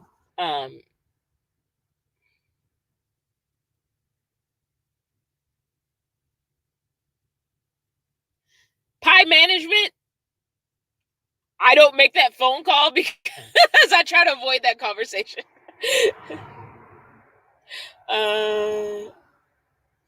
Pie management says, wow, you are a Libra? Yes, I am.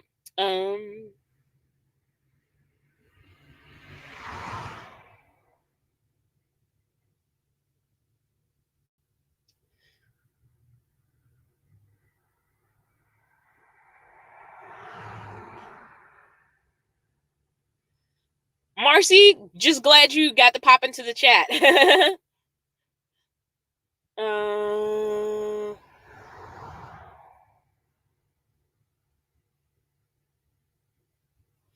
I think we need a non-RTR this year for DOV fans. DOV. Oh, Dawn of Vanlife. I was like, what's a DOV?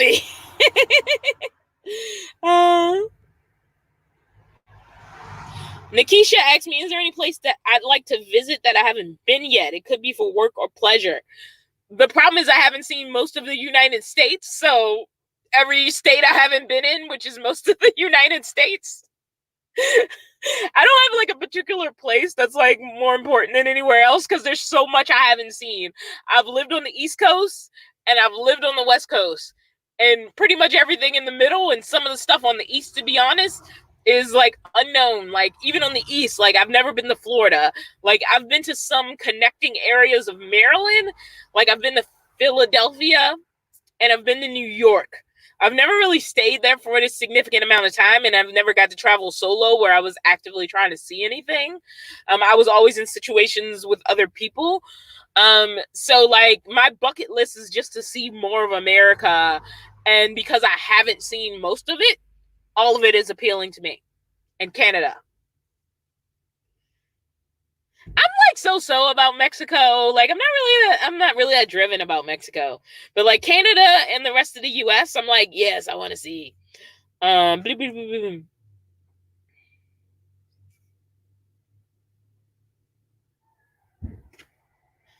Shay said there was an app for non-sexual cuddling for people who needed companionship with professional colors that would come over and spoon with you. Weird, but apparently folks were that lonely. I mean, but touch is a thing. Like honestly, touch is a thing.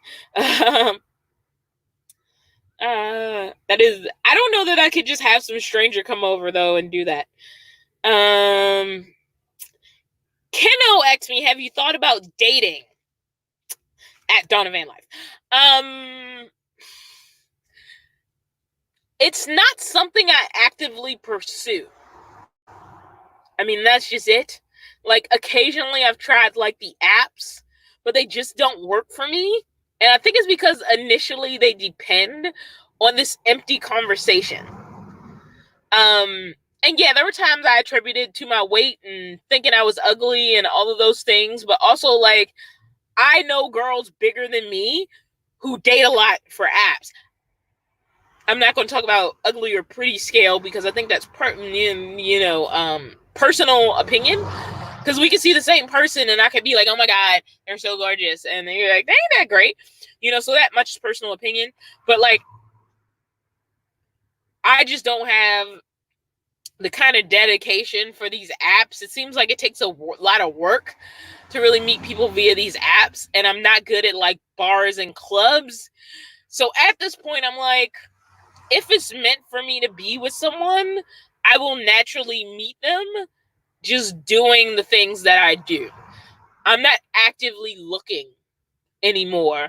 And honestly, maybe I've just been burned by a lot of like bad experiences of like, I hate using this word, but I'm like a teddy bear or a puppy.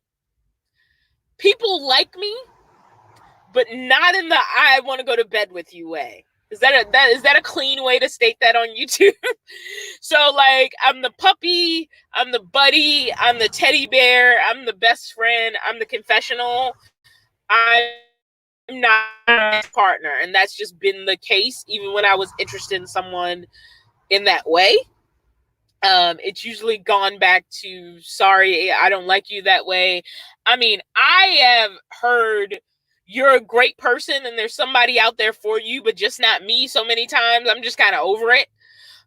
So if I naturally meet somebody in the course of life who's like interested, I'm not close to it, but I'm just not looking for it anymore. I'm just kind of over it. There's so much more things I could be doing with my time than sort of investing in that energy, as it were. And I feel so lucky that so many, that mostly people tend to have a positive sort of feeling about me. If that feeling just happens to not be romantic, there isn't much I can do about that. So I just kind of, I just let it go. Let it go. I love Frozen, guys. Did I tell you I'm like a 12-year-old? I love Frozen. Oh my God, I love that movie. I haven't seen Frozen 2 because I feel like it's going to ruin Frozen for me. That's how much I love Frozen. Let it go. Okay, I'm done. Let's see. So that answers the dating question. Mike, I didn't know I was going live. I decide these things like at the last minute, and then I just see who shows up.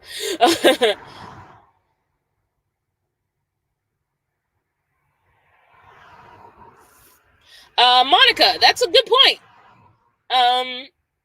And like some people actually do get like, for lack of a better term, cuddle partners out of their friendships. As long as everybody's clear on the situation and sort of what the rules and parameters are. Sometimes it's just nice to cuddle with someone, even if they're not your romantic partner. And also like some people also like, they like the like friends with benefits thing. And so it's like I said, as long as everybody's clear on what it actually is, I don't think there's anything wrong with that. So I think it's just like, as long as everybody's clear and communicative, if you're like, I don't have time for a relationship, but sometimes it's good to be held, and you have found a way to find that person who's going to come over and hold you, do your thing. Yeah. Renee says you were going to love seeing new places. I hope so. Nanette says, do you ever go to Tracy, Stockton, or is that Manteca? I'm pronouncing that right. I've been to Tracy and Stockton for work. I don't think I've ever gone there occasionally or casually. Mike says, I'm from Alberta, Canada, and I want to travel around British Columbia, hopefully meet up with Chrome. Mike, I just want to travel Canada. Like I said, I've been obsessed with Canada. I literally tried to get into the University of BC and didn't get in. When I was on the East Coast, I had fantasies of driving up to Toronto while I had a passport. It just never happened. So, like, it's just a place I want to go. Yeah.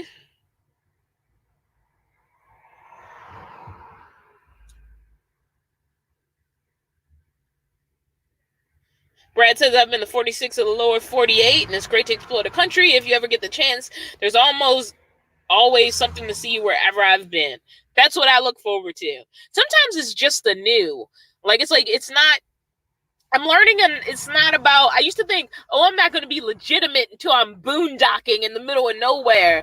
And that's not true, especially because I'm in a minivan. So being in a city, like I'm sitting on a city street right now, so being in a city is really easy at the small vehicle I have. So it'd be lovely to like exploit the fact that I am in a vehicle that can go into these city areas and park really easily. And then maybe later in life, if I have a bigger rig, I've sort of experienced that. And so like when I have something a little bit tougher that can really go that off-roading distance, I've now experienced like all the things I have access to. So like as I start to lose access to that, because as you get larger vehicles, you do have to make different choices. You're not going to have like a 30-foot trailer on the back of a pickup truck and park on the street like I am right now. It's just not going to happen. But I might want that 30-foot trailer one day. I'm just making up numbers. Do trailers come in 30 foot? They probably do. But like maybe I want that one day, but maybe at that point I've exploited everything I can do in a smaller vehicle that can have access to city streets. And so it's really just about getting out the benefits of your vehicle and seeing the things you can see with what you have. And there is no perfect rig, depending on what you want to do. Like a van is not necessarily better or worse than an RV. Depending on what you want to do, it may be important to have 4-wheel drive. It may not be important. Depending on your money, it may just be like, I want to start being a nomad. What is my easiest entrance point? And so many people worrying about the perfect vehicle. The perfect vehicle is the one you can afford. If you already own a pickup truck, maybe the perfect thing you can do is throw a truck camper on the back until you can afford something else. Now, maybe you really want, like, I don't know, a Dodge Class B, I don't know, whatever. You have some dream. Maybe you want a Class A. Maybe you select Class A and you think that Class A is fabulous, but that Class A is too expensive for you right now. But you have a pickup truck.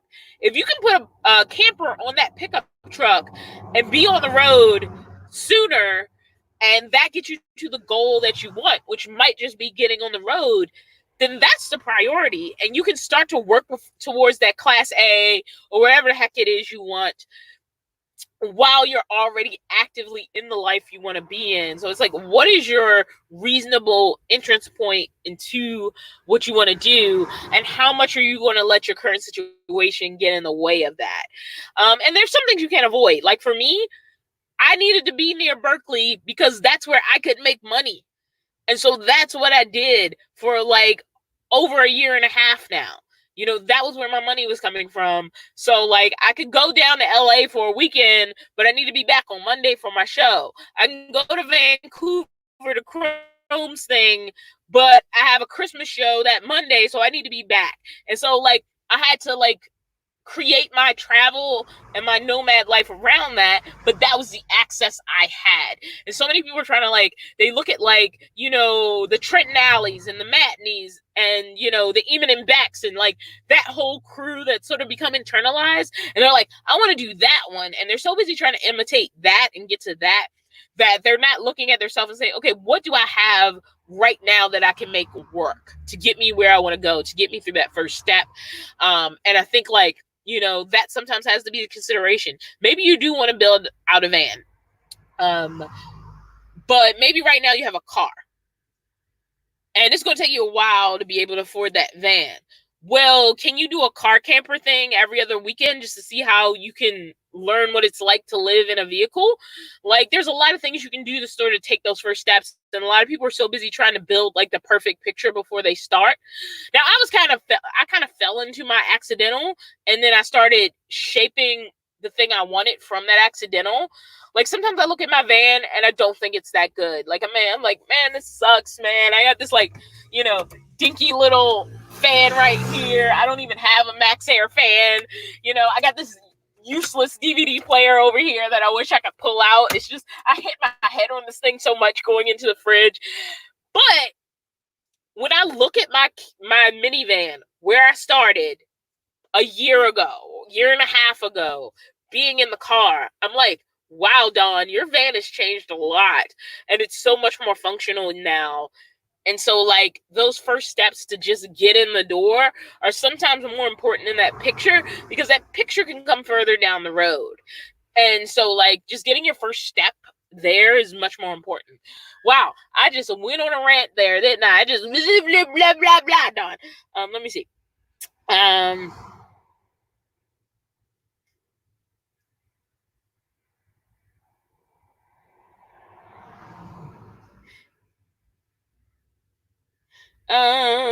I'm scanning, guys. While I was like talking, Kino says, you're a beautiful person, don't give up. I haven't given up, I'm just not making any effort. Like if that person comes into my life, then it was supposed to happen. If it doesn't, I'm unfortunately one of those people who never met their person. And I know people say there's somebody for everybody, but it's honestly not true. There are people who die who never had a romantic partner. And if it turns out I'm one of those people, I could at least value all the beautiful friendships I've had in my lifetime, and I just never got to have that thing. It wasn't supposed to happen for me.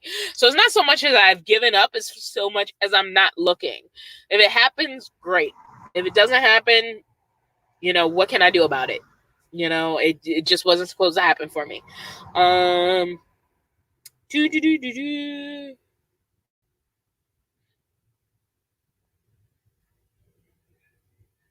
Susan says Frozen 2 is great. I don't know. I've seen reviews. I'm nervous about Frozen 2. For anybody new to the chat, I've admitted that I love Frozen. Also, I'm 12 years old. I know I don't look it, but I'm like 12. Have you seen the toys in my window? The unicorns? Yeah. I'm 12. I mean, I was born 40 years ago, but I'm 12.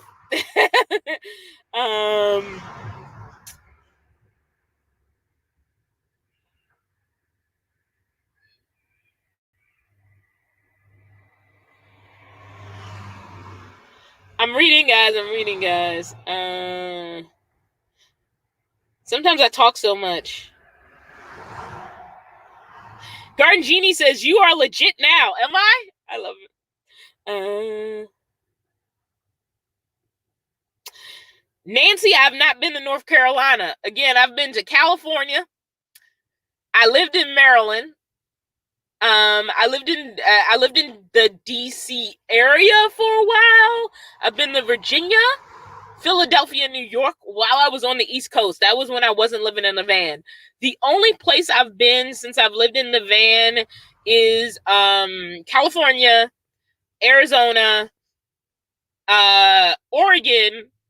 I've driven through Washington to get to Vancouver, but I haven't spent any time in Washington State. So yeah, I haven't seen anything in the middle. That's what I want to do. I want the time and the money to see the middle of the United States, to see everything in the middle of the United States, and also to actually see some stuff on the East Coast I haven't seen either. Because again, I pretty much lived in Maryland for 7 years of my life, I think, and didn't go that far from Maryland. Like, I worked in Baltimore and I worked in the DC area, the DC, Maryland, Virginia area, as it's called, the DMV, as we call it. If you're not from the DMV, you think we're talking about like the Department of Motor Vehicles. No, we're talking about the DC, Maryland, Virginia metro area, which has sort of an interconnected sort of work environment. And it encompasses some counties of Virginia that are connected to DC and some counties of Maryland that are connected to DC. And Baltimore likes to do its own thing and be separate from DC, even though they kind of have a semi-married transit system. It's weird. And like I've spent like a few days in New York. I went to Philadelphia for work for a short period, but I haven't really gone anywhere else on the East Coast either. So there's a lot of the country I haven't seen, and I want to see it.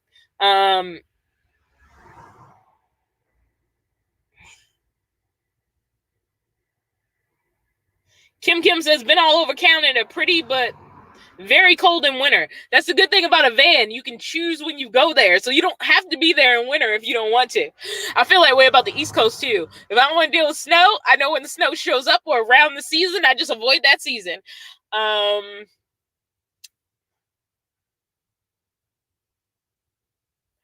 Renee says, I took a van to Alaska on some pretty bad roads. As long as your van is in good shape, it can go many places. I agree.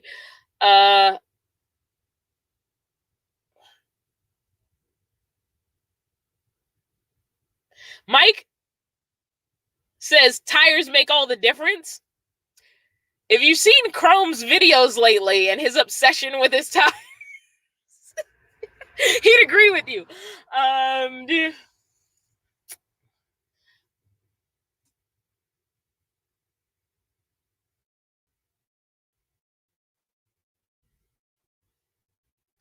Gardini. I know you're talking to Karen, but I want to say that's why I'm not on Facebook that much. It's just too stressful. Like, I get stressed out on Facebook. I don't even go on Facebook anymore. I use Facebook Messenger for people who I want to get in contact with, who I only know them on Facebook, but I kind of avoid Facebook for the same reason. It's too much. It stresses me out. Um,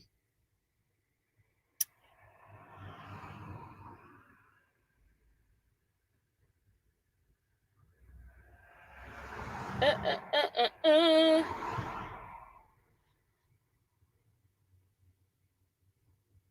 I'm glancing Dawn. I'm glancing, guys. I'm talking to myself. um Warrior Nun is a good movie. It's on Netflix. I was trying to decide if I wanted to see that.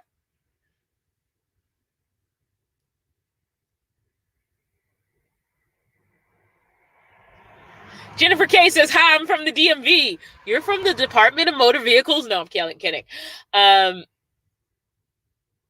Oh, Dawn, if you drove through Washington to Canada, you saw the worst part of Washington. I hate that freeway. I don't remember seeing anything because really I just had a destination in mind, and at that point I had driven through half of California and all of Oregon, and I was just tired. I did that drive in an insane amount of time. So yeah, I was exhausted. Even if I was going through a pretty part, I wouldn't have noticed.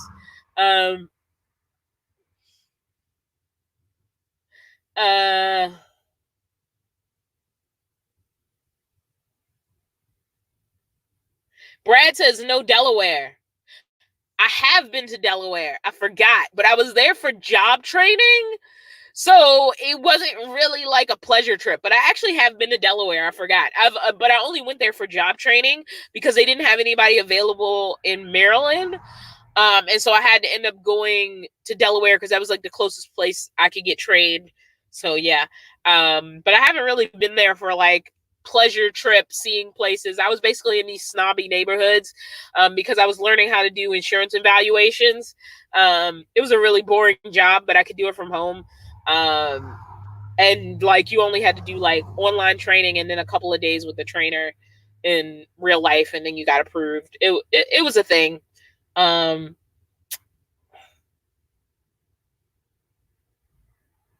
Liz, yes. She's referencing Chrome. His cuddle buddy is his new tires. Yeah, I think those tires are getting more love than Cruise right now.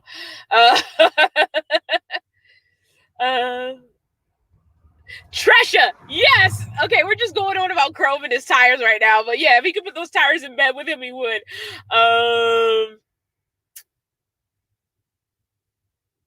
Kathleen, I don't think he loves the ladder as much as he loved those tires.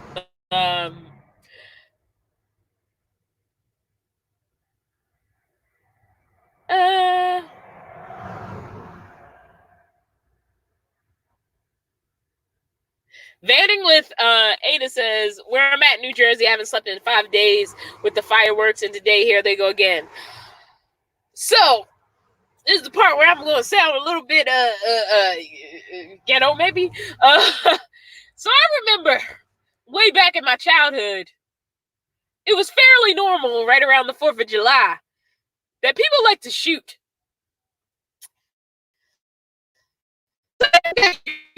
Sometimes there were random loud noises at night, and even if they jar me a little bit, they don't really jar me that much, which is really bad.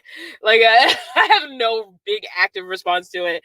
I'm sorry you were getting... I've heard a lot of people said they were getting annoyed by fireworks this past season, and yeah, you're not the first person I've heard to say this.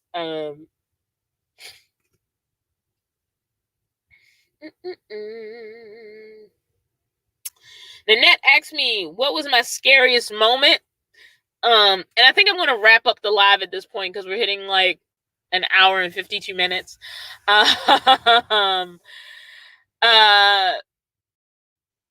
scariest moment in the van, I'm trying to think. Honestly, it was when my starter went out on the way to Los Angeles. One, because I wasn't expecting it. There was no warning. I went to get gas, I have no idea, small town, not quite in Los Angeles, California. And I got gas and I got back in the car and my car wouldn't start. And I breathed a few seconds and I tried it again and it wouldn't start.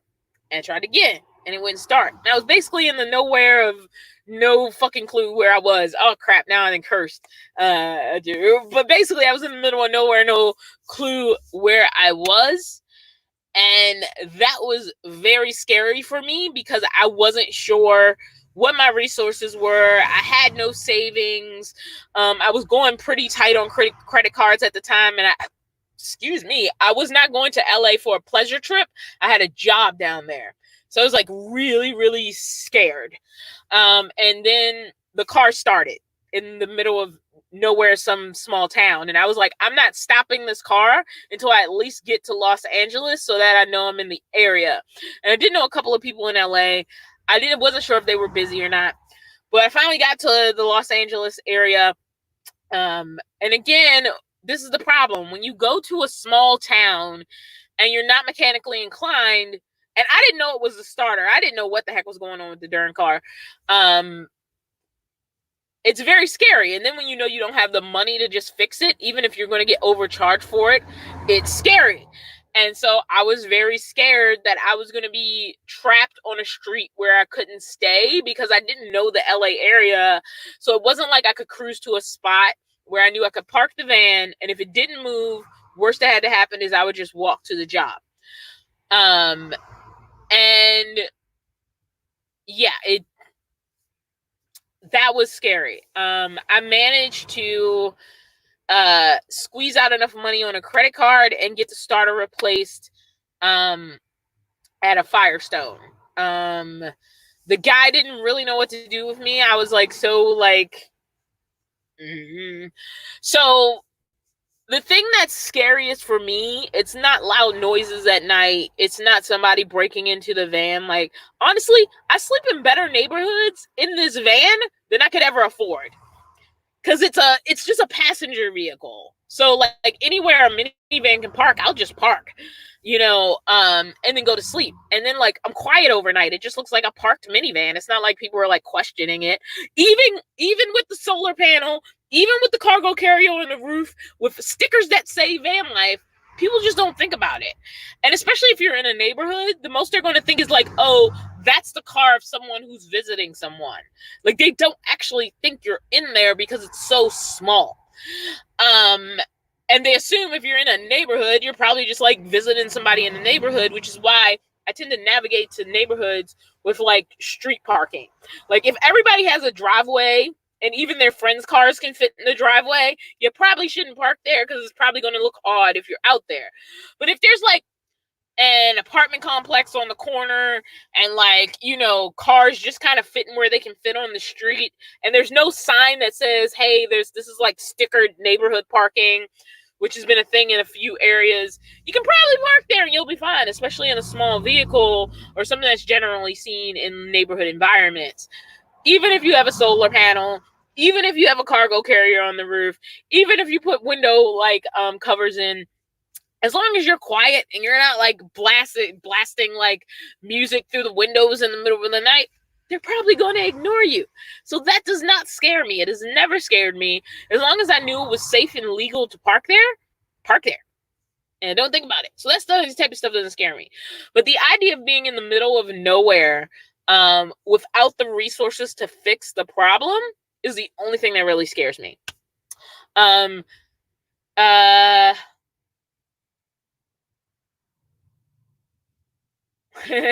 reading some of the comments. Sorry.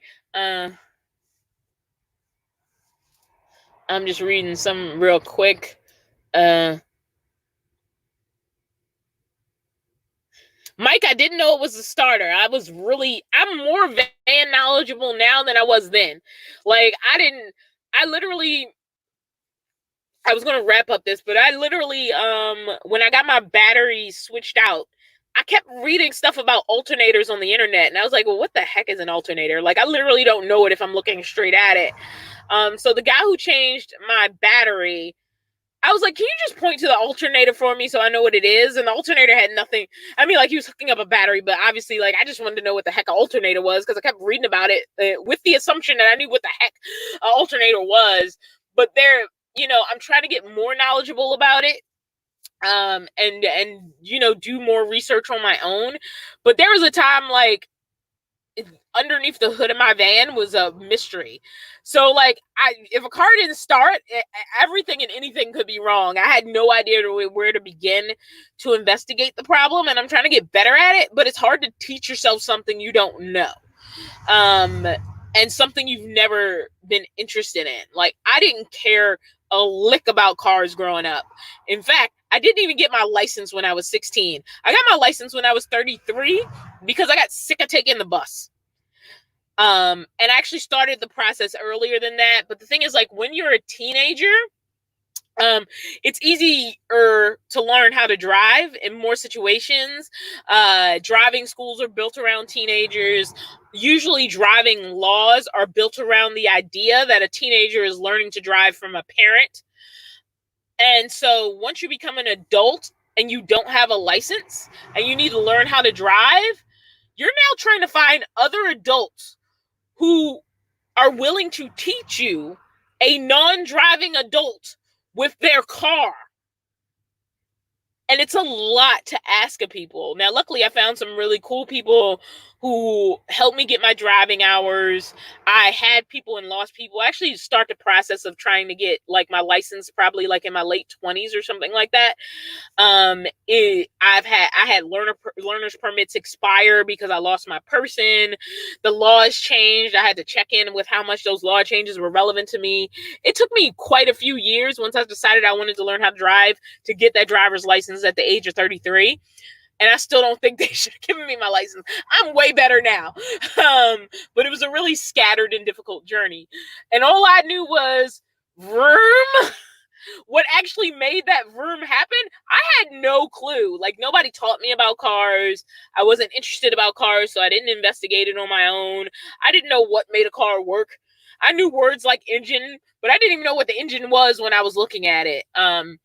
And now, because I live in a van, like, my van is my home, that education is becoming more important. But I learn better when there's somebody standing there and I can say, what does this do? What does this do? How does this and this work together? And when you don't have that actual physical person, like, with you, the learning curve is, like, really high, especially when you gave no craps about cars when you were younger. Like, about how they work in their interconnected systems. Like, you're just like, I don't care. It's not important to me. And now it's, like, super important. I was like, okay, what's in our alternator? A what? A rear differential. What does that do?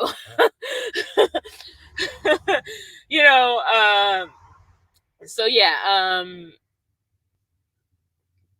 I think that's a good note to end it on. It's really interesting because I really did not, I really was not, like, super into getting my license. And now I live in a moving vehicle.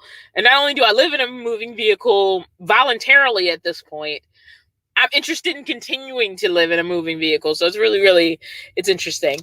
Yeah. I don't know why I keep glancing, because I'm not going to end this if I keep glancing. So I'm going to spend the next couple of minutes wrapping this up. Let me see.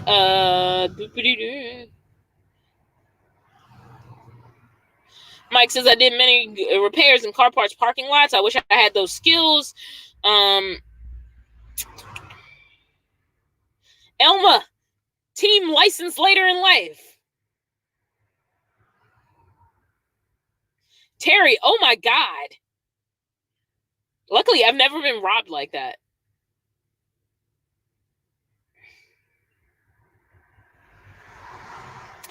Mike, I know of Badge. But, like, he's not anybody. I know of him, but I've never, like, interacted with him on, like, a one-on-one level.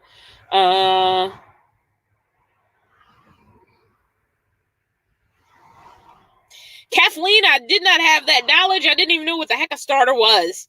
I didn't know a starter was a part when that happened.